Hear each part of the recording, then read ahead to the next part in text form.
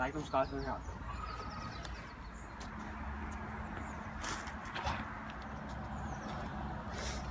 Hvad fanden? Hvor kom det fra? Undskyld.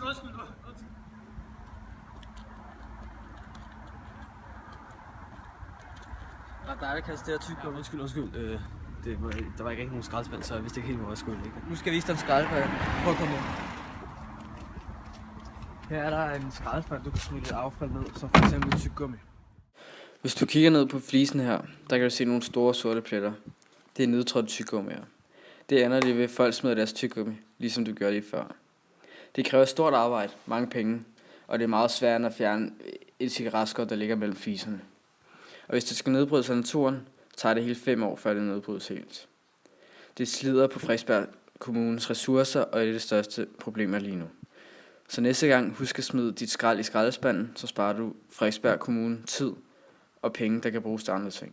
Tak for det. Det skal jeg nok huske. Og du har givet mig et bedre indblik i miljøsøgerne af og affald her på Frederiksberg, og hvordan man egentlig gør. Det sætter jeg pris på. Jeg skal nok huske det.